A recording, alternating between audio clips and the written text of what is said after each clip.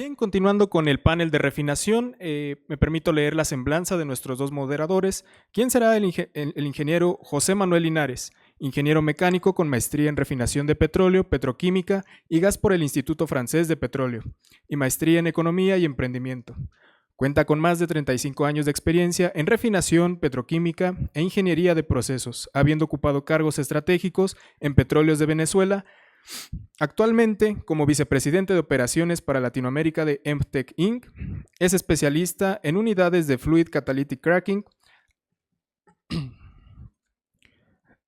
tratamiento de aminas y proyectos de ingeniería para refinerías. Su trayectoria internacional se enfoca en optimización de procesos, soluciones ambientales y desarrollo de procesos para la industria del petróleo. También damos la bienvenida al maestro en administración, Víctor Hugo Martínez Moreno, ingeniero químico por la Universidad Autónoma de Zacatecas, con estudios de maestría en ingeniería química y maestría en administración. Cuenta con más de 30 años de experiencia en el Instituto Mexicano del Petróleo, IMP, especializado en catalizadores y procesos de refinación, participando en proyectos estratégicos como el arranque de la refinería Olmeca. Actualmente es encargado del despacho de la Gerencia de Servicios Químicos y Catalizadores del IMP y presidente nacional del Instituto Mexicano de Ingenieros Químicos, IMIC, para el periodo 2025-2027. Bienvenidos. Buenos días.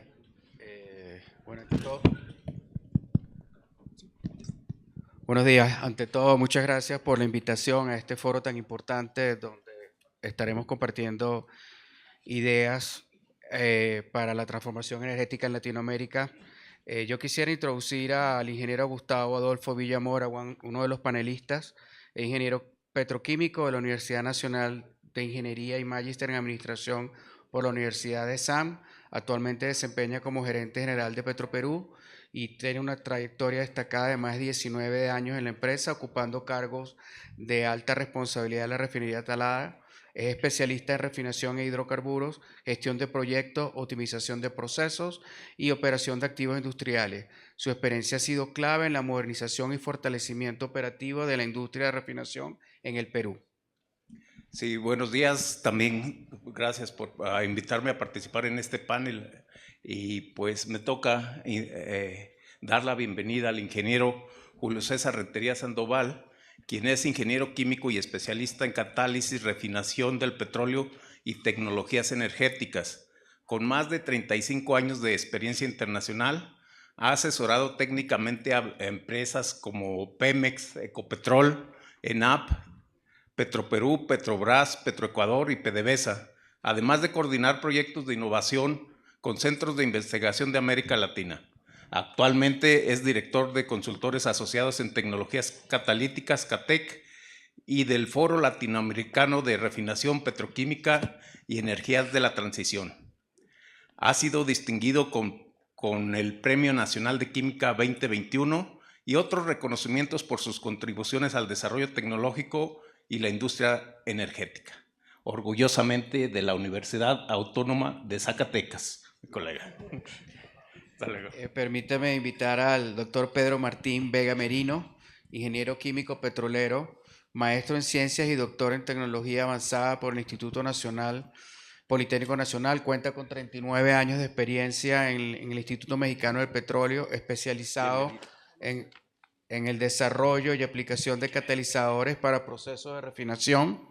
Es investigador nacional nivel 1 y ha liderado proyectos de innovación, pruebas de catalizadores y formación de especialistas para la industria petrolera. Es autor de patentes, publicaciones científicas y conferencista en foros nacionales e internacionales. Bienvenido. Bienvenido. Y también me permito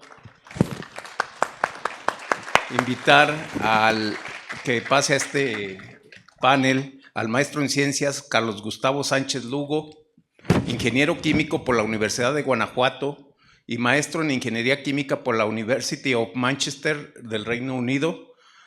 Cuenta con más de 45 años de experiencia en exploración, refinación, petroquímica, regulación y planeación estratégica del sector energético.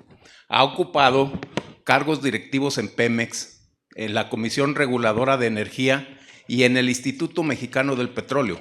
Actualmente es fundador y director general de Energy 2100 y es reconocido por su experiencia en estrategia energética, optimización de activos y transformación de negocios en toda la cadena de valor de los hidrocarburos. Bienvenido, maestro.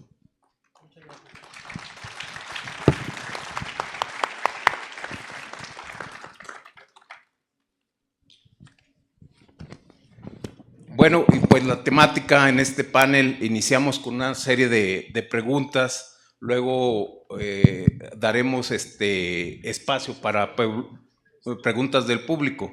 Nos inicia. Ok, una pregunta para el ingeniero Pedro Martín para el ingeniero Villamora, remotamente. ¿Cómo ve el futuro de la industria de refino a nivel latinoamericano en el campo de gas versus los actuales escenarios de transición energética? Sí, tenemos la conexión con el ingeniero. Adelante. Sí, muy bien. La situación actual, bueno, mientras no tengamos una fuerte conversión en la movilidad eléctrica en los siguientes años, pues va a depender de cada región, cada país. Lo que tiene, voy desde lo más básico y luego vamos comentando la complejidad. Tenemos que asegurar la maximización de los rendimientos, de los destilados medios, ¿no? Y el cumplimiento de las especificaciones técnicas de los combustibles que permitan una reducción de las emisiones, ¿no? Lo otro también es el reducción de emisiones propias de la producción, ¿no? Tener reactores que cambien la naturaleza de los NOx a nitrógeno para bajar los NOx. Se está usando también cargas renovables o el incremento de mezclas de biodiesel B100, alcohol carburante en los combustibles. Esto es en la aplicación de la especificación de los combustibles. Se está evaluando tecnologías de poder almacenar o tener infraestructura para crear combustibles sintéticos que permitan abastecer otras realidades, otros mercados. El otro es aplicación de tratar de cambiar la obtención del hidrógeno gris a hidrógeno azul o verde, adicionado, por ejemplo, paneles fotovoltaicos para generar la energía que va a alimentar estas plantas y hacer la hidrólisis del agua y sacar el hidrógeno. El otro punto, habría que fortalecer la normativa, ¿no? Porque el driver que empuja toda esta transición energética también es la normativa. Si no hay este empuje, pues no hay se tendría que trasladar todo este costo lo tienes que asumir, ¿no? Entonces la normativa lo que hace es, te va a imponer y tú tienes que aceptar y cambiar, ¿no? La situación, creo, de Latinoamérica, mientras se tenga toda la base, el mayor consumidor de combustibles fósiles, pues va a demorar un poco más en relación de otros mercados como el norteamericano y el europeo, ¿no? Ellos ya tienen proyectos de conversión total de las refinerías. En Latinoamérica lo que haces es, no cambias la estructura de construir una planta 100% renovable, sino que lo que haces es poner un porcentaje en las cargas, ¿no? Sin embargo, cuando pones estos componentes, aceites naturales dentro de la carga que no son de origen fósil, pues puede incrementarte el consumo de hidrógeno de 8 a 9 veces, y eso significa costo operativo. Entonces, son evaluaciones que van a ir gradualmente, van siendo parciales, pero tienen que tener un driver de legislación que empuje esto, ¿no? En base a ello va creciendo. A diferencia de Europa, que ya la normativa, los incentivos, los impuestos ya están colocados. Todas estas tecnologías, cuando hemos hecho la construcción de la refinería, tenemos conocimiento de ellos, y el driver, pues, para poder implementar es que cambie la normativa para poder darle la viabilidad. Otro driver fuerte es el acceso al financiamiento. Si dentro de los proyectos no accedes al crédito, pues no vas a a crear si es que no vas a acceder, si es que no tienes este desarrollo de proyectos. Entonces, ya la industria va moviéndose gradualmente para que se hagan estas inversiones que te permitan llevar esta transición gradual. En América Latina hay muy buenas iniciativas, pero todavía falta desarrollar toda la base normativa, o pones los objetivos, pero tienes que poner las multas, las leyes que ya te incentiven o tengas claro mensaje, ¿no? Si no, esto va a ser un poco más lento que en el resto del mundo, ¿no? Bien, gracias. Muy bien, gracias por su respuesta a esta pregunta del futuro de refinación. Me permito la siguiente pregunta dirigirla al ingeniero Julio César Rentería Sandoval, y esto es con el objetivo de evaluar con rigor el desempeño de Deer Park tras su adquisición. ¿Cuál ha sido el balance real en el procesamiento de crudo, el rendimiento de destilados de alto valor y las utilidades netas en Deer Park desde que Pemex asumió el control total? Mejor me voy a quedar callado, ¿no? Y tienes 2 minutos. Es una excelente pregunta y de alguna manera una pregunta que eventualmente nos puede ratificar, eliminar o modificar visiones o mitos que hay sobre esa refinería. Me adelanté un poquito, no sé si tengan el material de apoyo que tengo al respecto, y debo de decir lo siguiente: ¿qué escuchamos nosotros? Que desde que tomó Petróleos Mexicanos el control de esa refinería, todo se vino abajo. ¿Será cierto o no tan cierto? Entonces, si me permiten, por favor, que espero que no sea dentro de mi tiempo. ¿La que sigue? Bueno, en esta gráfica tenemos lo que es el procesamiento de petróleo crudo en esa refinería, y la extraordinaria noticia, y hay que decirlo, las buenas noticias se tienen que difundir. En lo que va de este año, la refinería de Deer Park está procesando el más alto volumen de crudo desde el 2002. El más alto volumen de crudo. ¿Qué fue lo que se escuchaba? Pues sí, venía una tendencia a disminuir en años recientes, pero pues obviamente había un programa de mantenimiento general de la refinería. Una vez que se concreta ello, pues viene esa recuperación. Ahora, pues eso es la parte buena. Estamos operando al cerca del 90%. El problema es que esa refinería nos debe de jalar al Sistema Nacional de Refinerías que tenemos actualmente. La siguiente, por favor. La gran oportunidad que tiene Deer Park es mejorar el rendimiento de productos valiosos, porque en ello sí tiene una gran oportunidad. La expansión volumétrica que se tiene en esa refinería está en niveles estándar a lo que se espera de una refinería, pero no a lo que la refinería, a lo que Petróleos Mexicanos necesita de ella, ¿no? Pudiera concluir, la refinería está procesando el mayor volumen de crudo, tiene un índice ocupacional de 89% y el rendimiento de productos valiosos está en un nivel acorde a su configuración. El gran reto para y termino diciendo, el gran reto para las otras refinerías es que las que tienen configuración como esa refinería, pues debiesen de tener resultados similares. Gracias. Muy bien, gracias. Y pues siguiendo en este tema, ahora me dirijo al maestro Sánchez Lugo para que nos comente sobre cuáles son hoy los principales factores que determinan la rentabilidad de una refinería. Sí, muchas gracias. También tengo una presentación de láminas de apoyo, si me hacen favor. Contra la opinión común de que se produzca en una refinería todos los combustibles posibles al costo que sea, la realidad en los mercados de refinación es que la filosofía es producir a la mayor rentabilidad posible.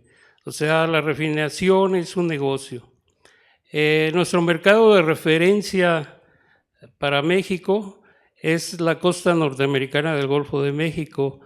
Ahí uno de los CAPIs más utilizados que rigen toda la economía de la refinación, incluyendo las grandes inversiones, se llama crack spread. Este índice es una representación del margen bruto posible a alcanzar. En esta gráfica se ve la estadística de este crack spread, en el que se ve que en la mayor parte del tiempo, el 70% del tiempo, el crack spread anda en $15 por barril. Hay ocasiones en que ese crack spread, como en el año 2022, subió hasta 25, en el que fue un mercado muy floreciente para la refinación, y ahí se ve cómo Aramco y ExxonMobil lograron capturar todo el valor posible de esa temporada, mientras que comparado con Pemex, ni siquiera en el mejor año en refinación pudo tener márgenes positivos. Entonces, este factor, este índice de crack spread es muy importante. La siguiente, por favor. En la parte superior izquierda se ve cómo se calcula el que más se usa en la costa norteamericana del Golfo de México es el crack spread 321, que es el diferencial entre el precio, 3 veces el precio de la gasolina más el precio del diésel, perdón, 2 veces el precio de la gasolina más el precio del diésel menos 3 veces el precio del crudo. Así es como se calcula. Entonces, cuando el crack spread es muy alto, como en el año 2022, que fue de 25, hay un punto de equilibrio en el que la utilización de las refinerías debe trabajar. Entonces, cuando es muy favorable el mercado, la utilización puede estar bajar hasta el 50%, pero cuando el mercado es muy desfavorable, que puede bajar hasta 5 de crack spread, la utilización debe subir hasta el 90% para lograr estar del lado de rentabilidad. Siempre que una refinería está operando abajo del punto de equilibrio, está operando en modo de pérdidas, que es lo que le pasa a la mayoría de las refinerías aquí en México. No estamos arriba del punto de equilibrio. Deer Park, como está en la costa del Golfo de México, ahorita nos acaba de decir Julio César, está operando al 90% en estos últimos meses, lo cual, si el crack spread está en 15, están ganando muchísimo dinero. Están más allá de su punto de equilibrio. Pero ¿qué pasa con las refinerías mexicanas? Entonces, este es el mundo en el que nosotros debemos considerarnos y debemos manejarnos. La siguiente, nada más para empezar. Este es el estado de resultados de la refinación en México. Este es el margen bruto entre los años 2011 a 2025. Aquí son 2 factores que afectan el margen bruto, es las ventas y el costo de ventas.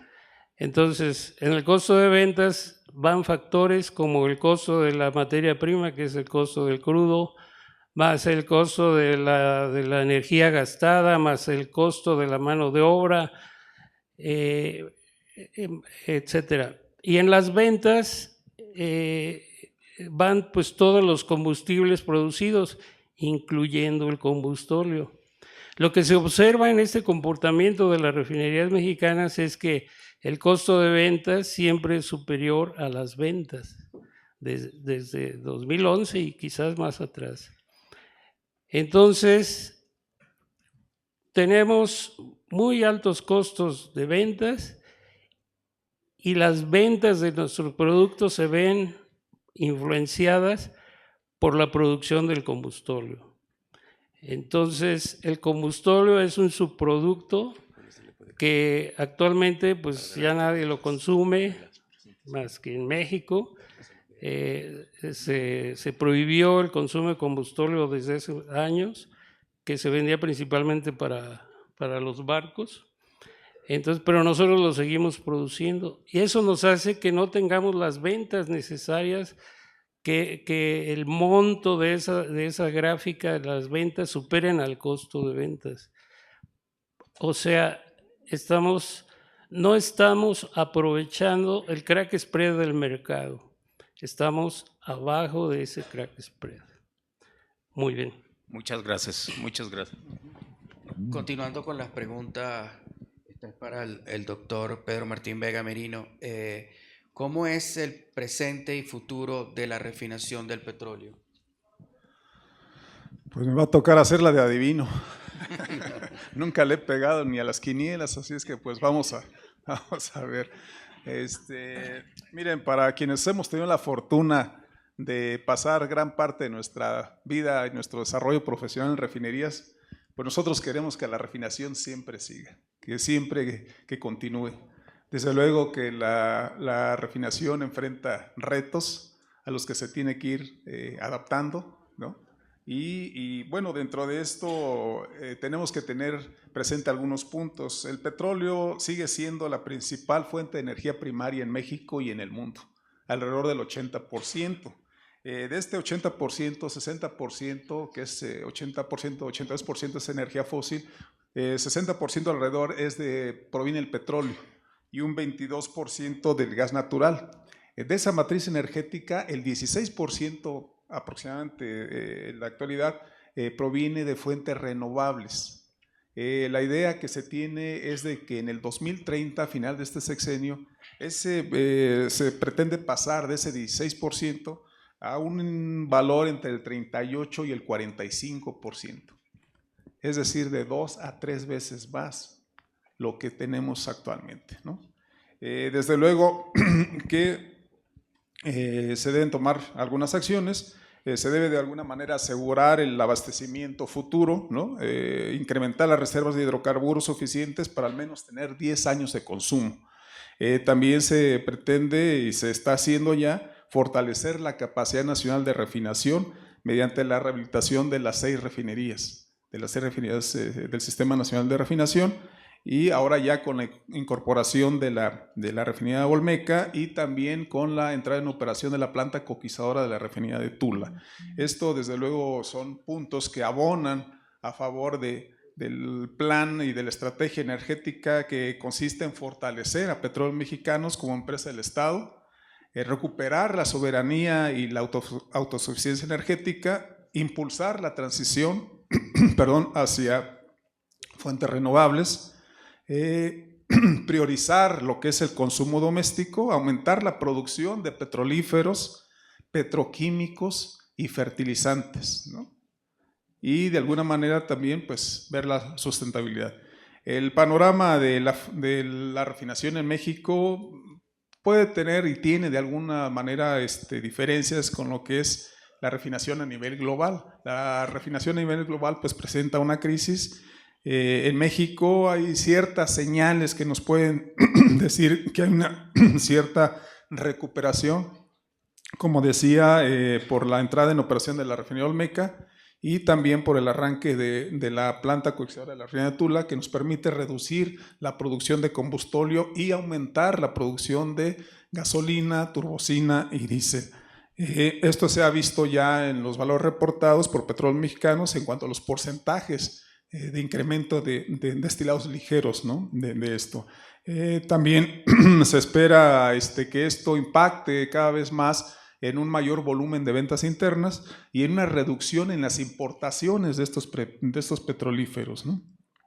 Definitivamente a nivel mundial pues no podemos ser ajenos al conflicto que existe por allá en el Medio y Lejano Oriente, que ha afectado gravemente lo que es la refinación. La refinación en general se ha trasladado hacia la región de Asia-Pacífico y pues hay una gran afectación. 178 refinerías en esa zona han sido afectadas y estas 178 refinerías representan aproximadamente el 40% de la capacidad mundial de refinación.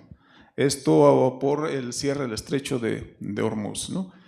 También una gran parte, alrededor del 20% de la capacidad de refinación, están en riesgo de cierre o por conversión de estas refinerías al esquema de producción de biocombustibles. Desde luego que la idea es principalmente es que estas refinerías se vayan adaptando cada vez más a los cambios y a los retos tecnológicos que se están planteando desde la transición energética.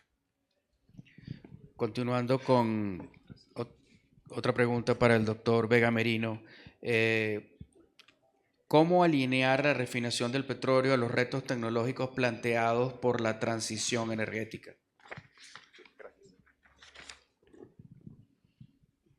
Bueno, miren, un aspecto clave en lo que es la transición energética, primeramente uno debe estar consciente de que la transición energética no significa el que tengamos que cerrar las refinerías. Al contrario, tenemos que utilizar los recursos que ya tenemos para poder transitar hacia ese nuevo esquema de producción e obtención de productos valiosos. No se trata pues de cerrar refinerías, sino de transformarlas, convertir esas refinerías en complejos más diversificados, en donde seamos capaces de producir, como decía hace un momento, petroquímicos, donde podamos producir combustibles sostenibles para la aviación, el SAF, donde podamos obtener también diésel renovable, el HBO, podamos también incorporar fuentes para utilizar hidrógeno verde, el hidrógeno que obtenemos, que producimos en la refinería, cambiarlo, sustituirlo por hidrógeno verde. También el producir combustibles sintéticos, los e-fuels. También dentro de esto debemos nosotros promover la captura de carbono dentro de las mismas refinerías, electrificar desde luego los procesos, ¿no? Y utilizar, como decía, hidrógeno verde para disminuir lo que es la huella de carbono en nuestras refinerías.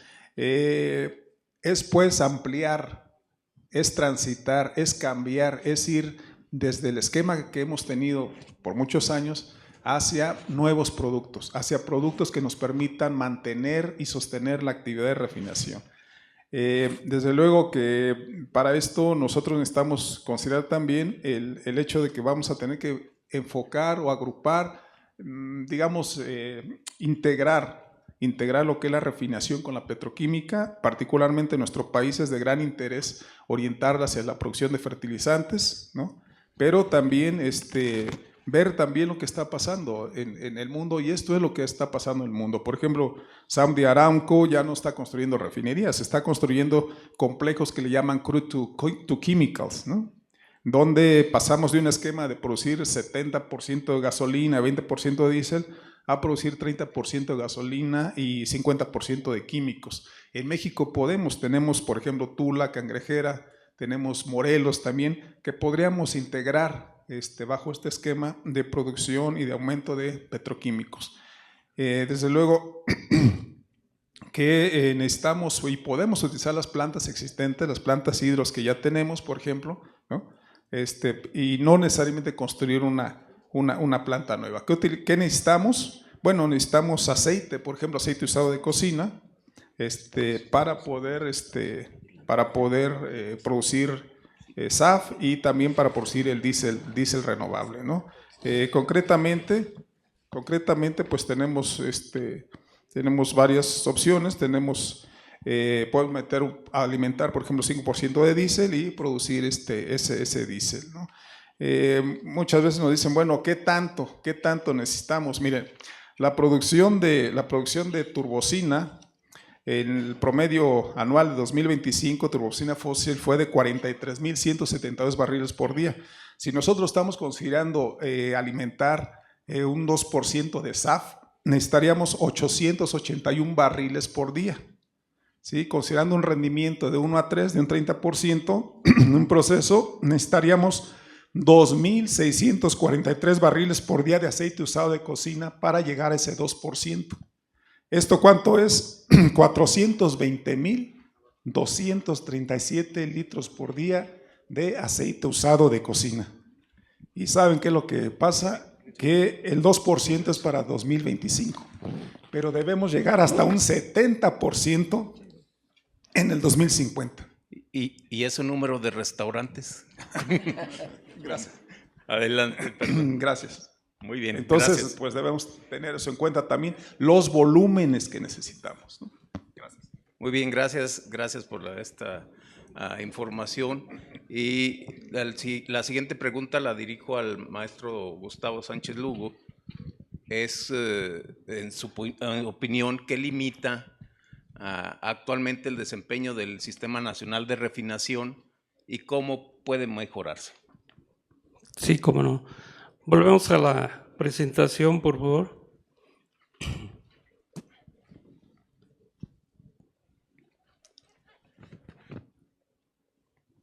Para entrar al tema, vamos a hacer un recorrido por los esquemas de refinación que se tienen y que existen.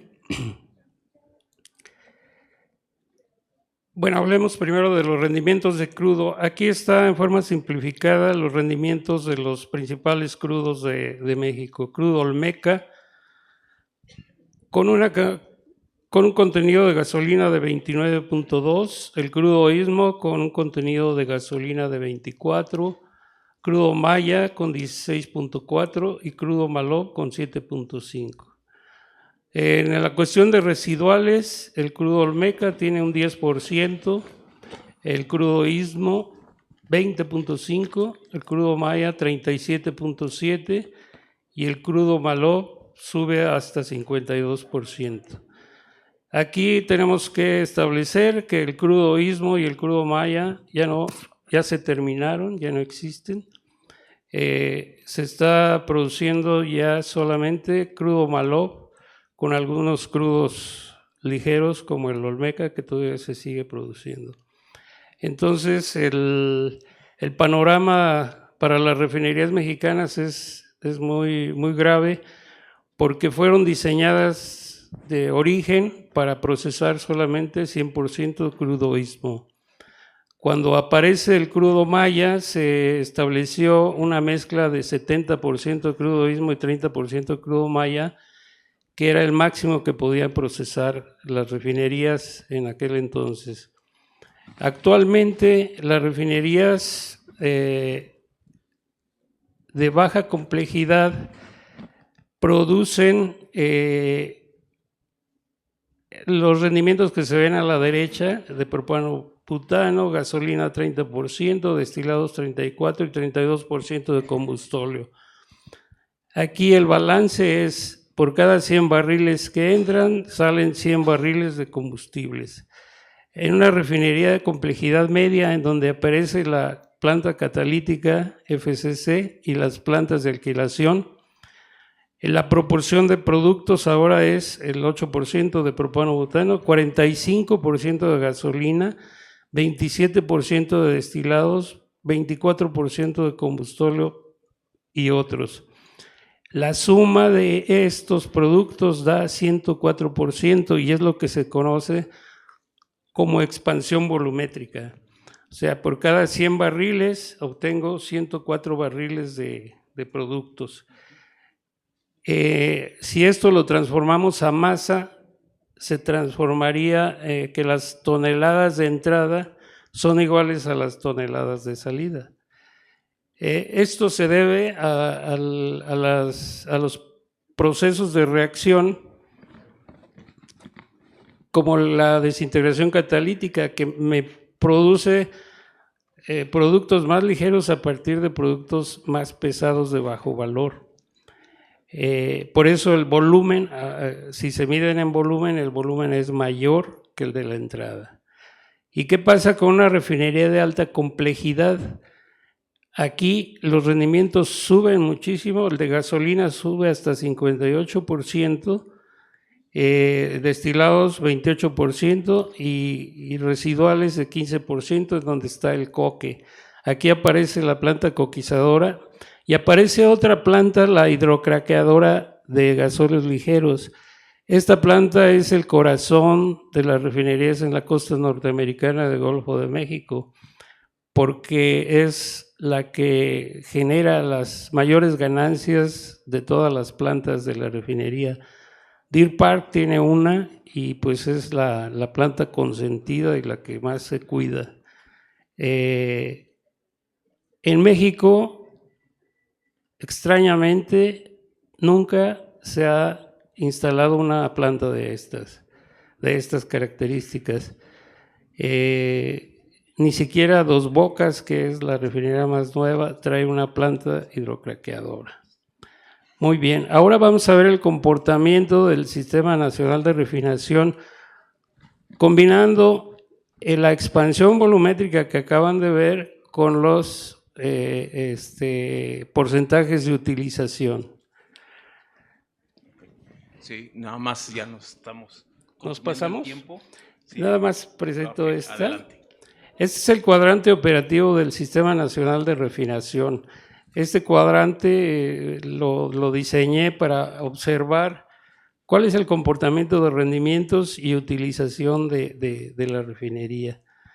En el eje de las Y está la expansión volumétrica, por lo tanto una refinería tiene que estar arriba del 100%, en todos los casos, sea la complejidad que sea. Y puede subir, de acuerdo a lo que acabamos de ver en los diagramas, hasta 104 o hasta 109. Entonces, las refinerías de Salamanca, Salina Cruz y Tula son refinerías de media complejidad. Por lo tanto, su meta a alcanzar sería alrededor del 104%. La refinería de Cadereyta es mixta, la mitad es de media complejidad y la otra mitad es de alta complejidad, porque su planta coquizadora no puede absorber todo el residual que se produce. La refinería de Madero es de alta complejidad, absorbe todo el residual que se produce, y la refinería de Minatitlán también es mixta porque no puede la planta coquizadora absorber todos los residuales. Entonces, aquí lo que se ve es que hay algunos puntos, estos puntos son de 2011 a 2025. Algunos puntos, algunos años, ahí están abajo del 100%.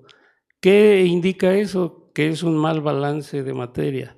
Y hay unos puntos que están arriba del 106%, que es el promedio de todo el Sistema Nacional de Refinación, lo cual tampoco son factibles.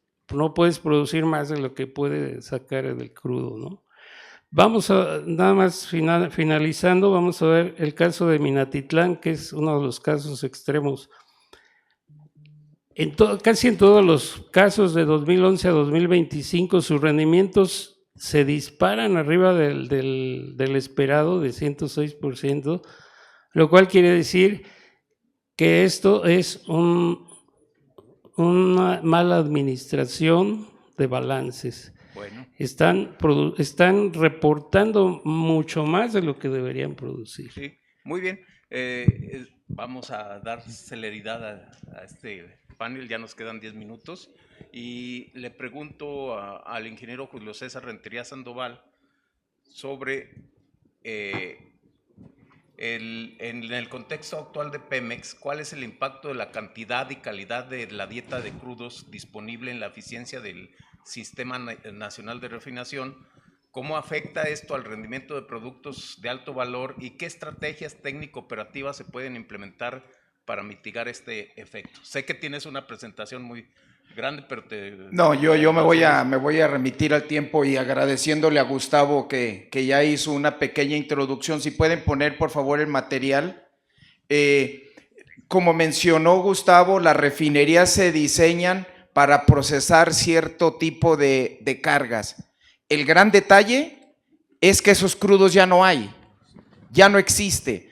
En México le están metiendo una mezcla de crudo pesado y ligero, pero en realidad ese pesado que antes era maya, ahora es un crudo pesado reconstituido, conformado por crudos del Malupsap y incluso Ayatzil, y muy seguramente combinado con algún crudo superligero que es condensado. Y eso es muy difícil para procesarlo para las refinerías. Por poner un ejemplo, a principios del siglo, en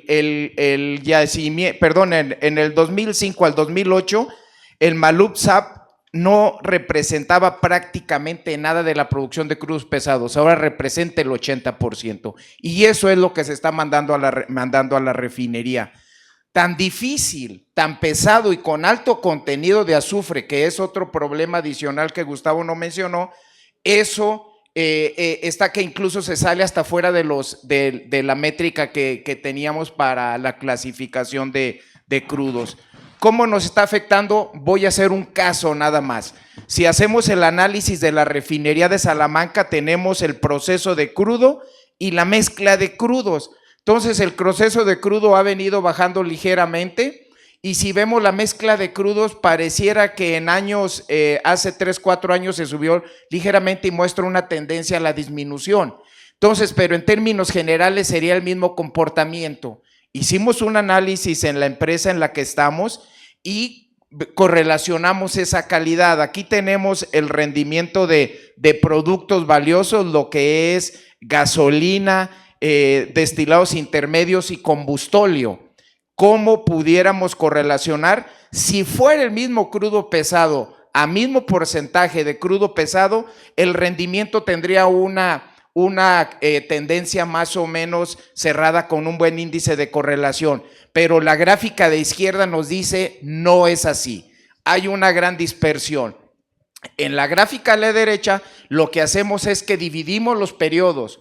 Cuando el crudo pesado que se mandaba a las refinerías sí era maya, tenemos que el rendimiento en este caso es no lo alcanzo a ver, de diésel andaba en un valor relativamente alto. A mismo porcentaje de crudo pesado, tenemos que ahorita traemos del 8 al 10% menos de rendimiento de diésel. Es decir, pasando una etapa de transición, hay una clara afectación de esto. Lo mismo sucede en la parte de rendimiento de combustóleo, donde tenemos la alta dispersión a la derecha de últimos 20 años.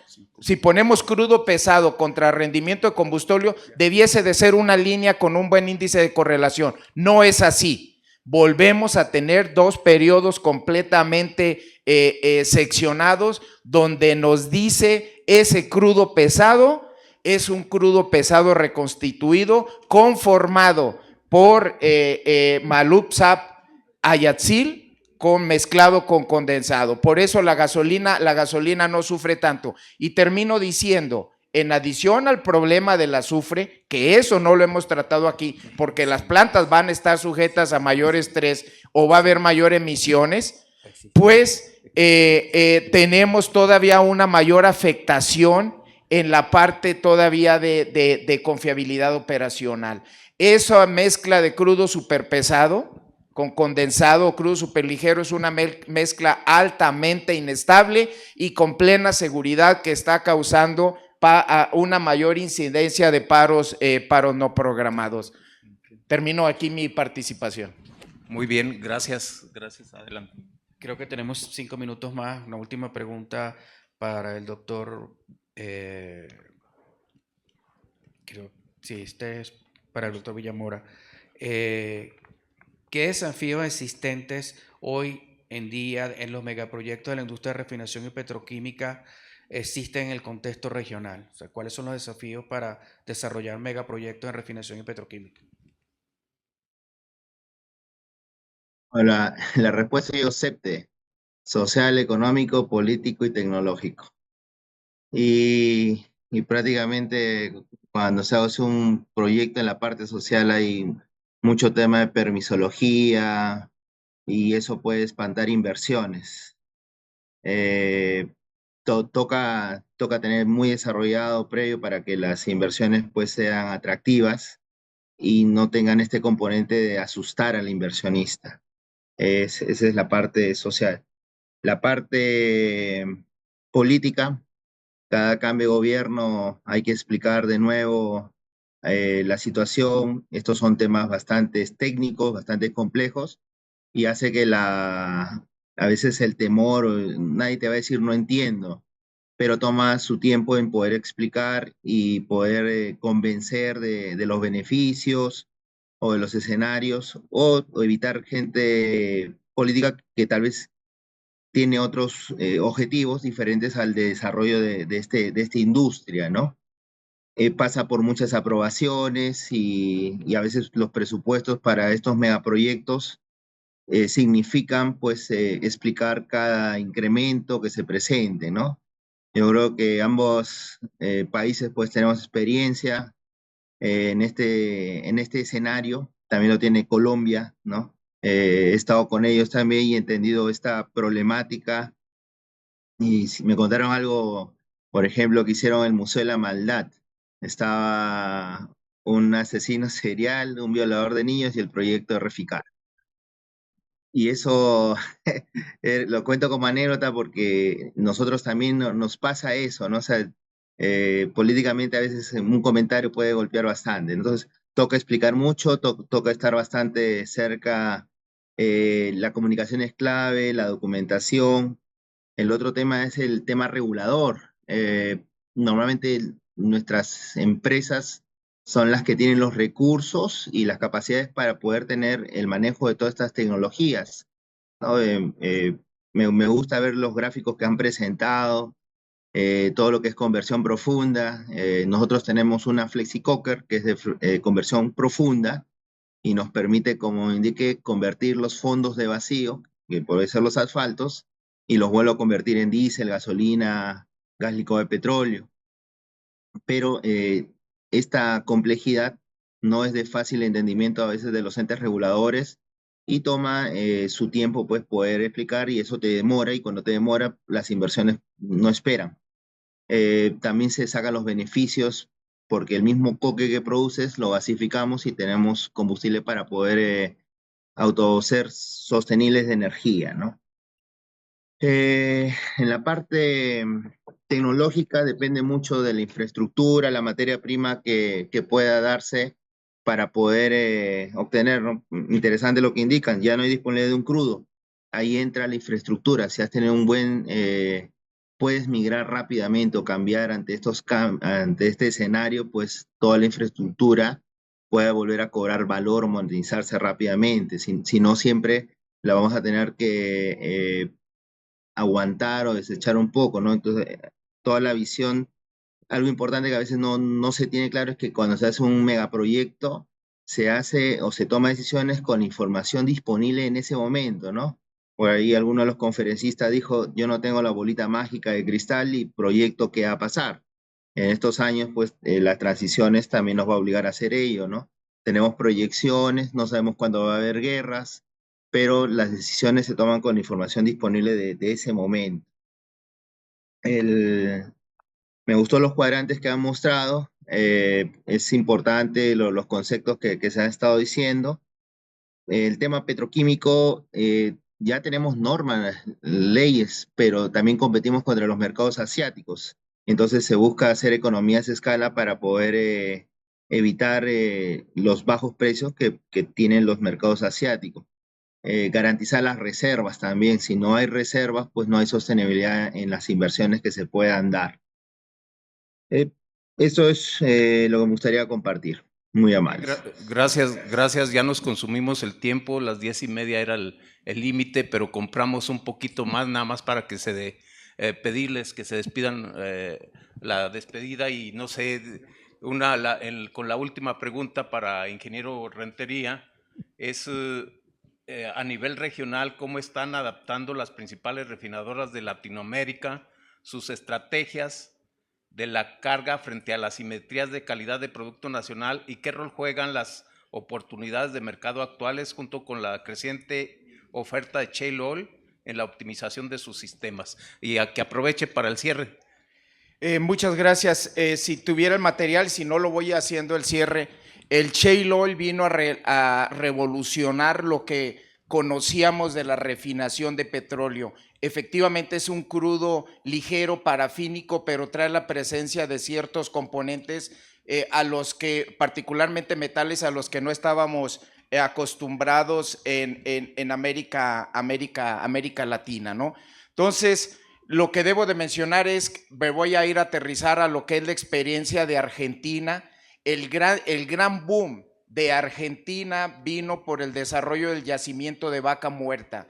Refinerías de YPF, que por aquí anda el representante de YPF, refinerías que estaban trabajando a bajos índices ocupacionales. En este año las refinerías de YPF están operando a 105% de su capacidad. ¿Qué les dio esa posibilidad? Reconfigurarlas y adaptarlas para procesar hasta 100% de shale oil. Se reactivó el oleoducto trasandino para mandar shale oil de Vaca Muerta a la refinería de Biobío en ENAP, en donde también, al ser un insumo de más bajo costo, subió muy fuertemente el rendimiento y la rentabilidad. El remanente de ese shale oil se está mandando a las refinerías, obviamente de Argentina restantes, pero se manda a Perú e increíblemente se manda a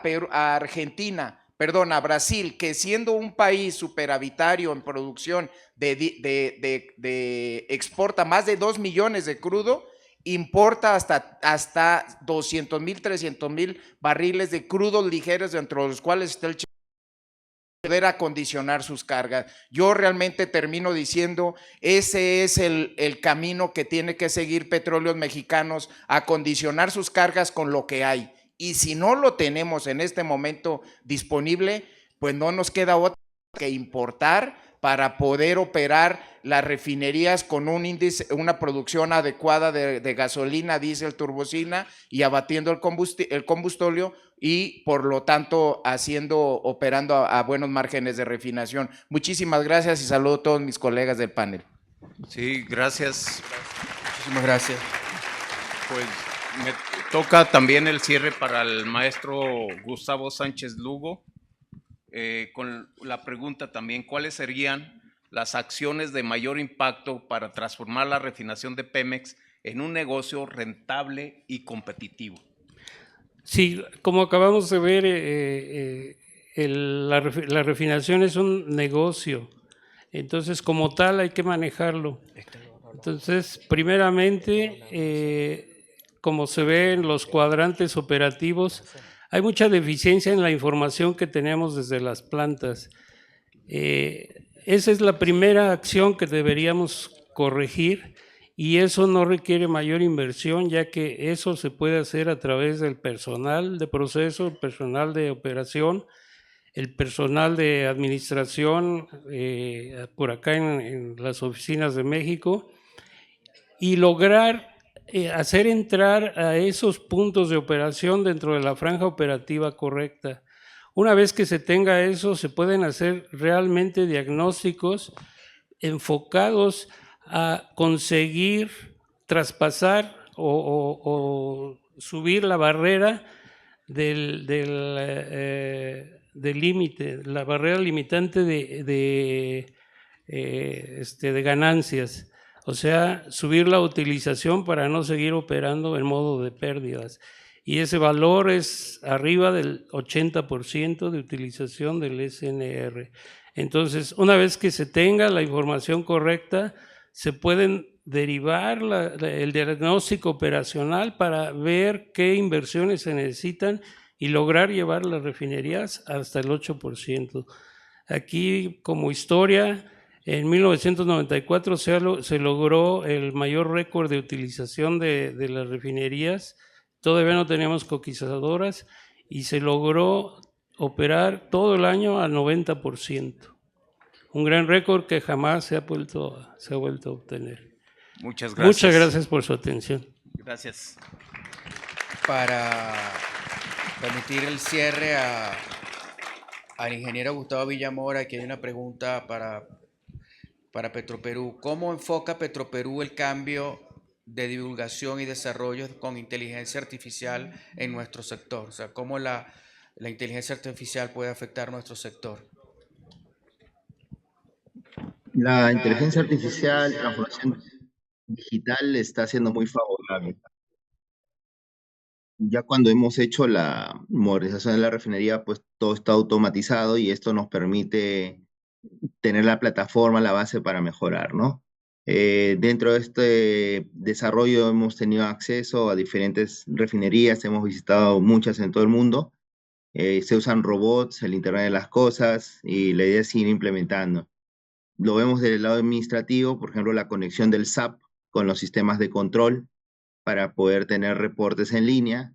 Los jefes de guardia de turno, los reportes los pueden acceder de manera automática o se llenan solos y ya sus horas hombres se dedican principalmente a mejorar los rendimientos de destilados medios y no pierden tiempo en temas administrativos. También, por ejemplo, estamos desarrollando con solo la foto del diésel con una cámara infrarroja, ver las propiedades. Eso lo estamos desarrollando.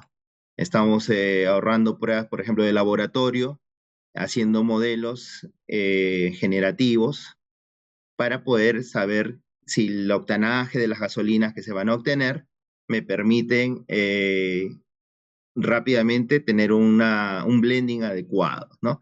Todos estos modelos los hemos hecho in-house y la idea es que nos abre la puerta, pues yo creo que ya desde un año atrás estamos trabajándolo.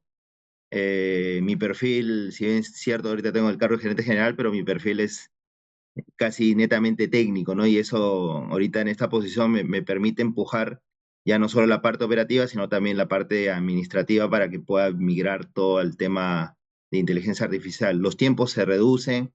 El indicador simple es, oye, si antes hacías esto en 20 pasos, hazlo en 2 y en un tiempo menor, ¿no? Para cualquier campo. Entonces está siendo muy favorable. Hay otra etapa de inversiones que sabemos cuáles son, por ejemplo, generar ecosistemas centralizados.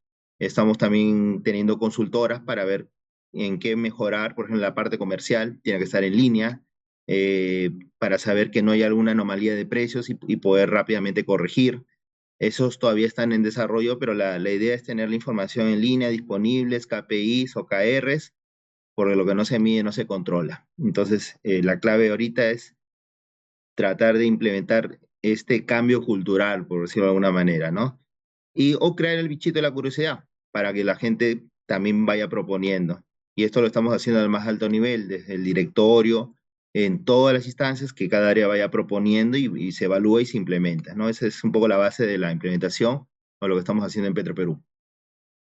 Gracias. Muy bien, nada más yo creo que se contesta una pregunta, pero si alguien de ustedes del público quiere o de ustedes quiere contestar a qué estrategias o tecnologías son las más efectivas que pueden implementarse en las refinerías para optimizar la eficiencia de los procesos y reducir sus consumos energéticos.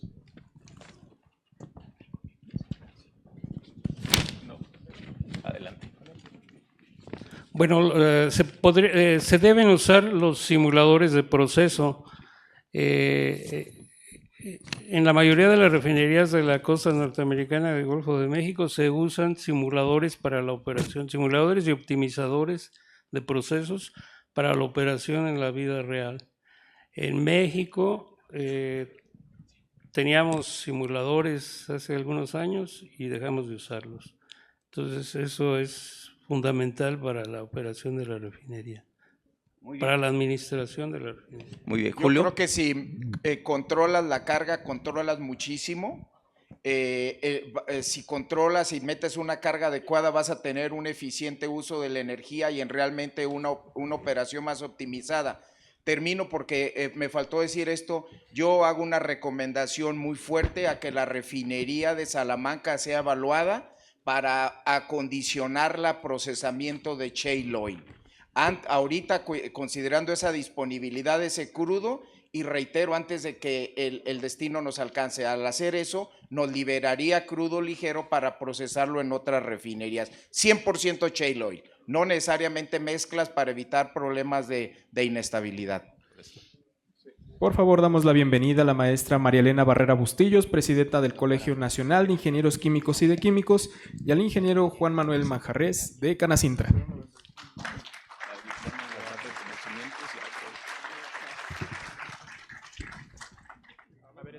No funciona. Acá está.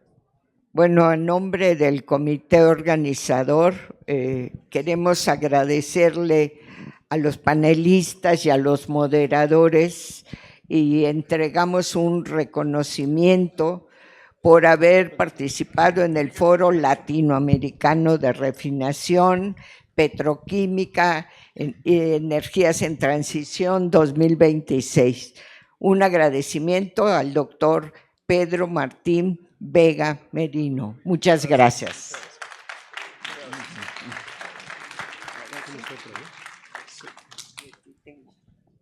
A Julio Rentería, pues todo nuestro agradecimiento por toda la organización y sus ilustrarnos tanto en este foro.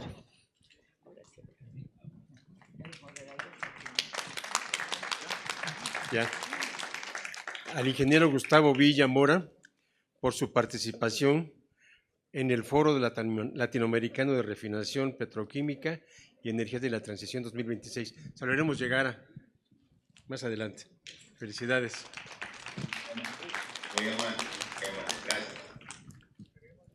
¿Tengo otro aquí?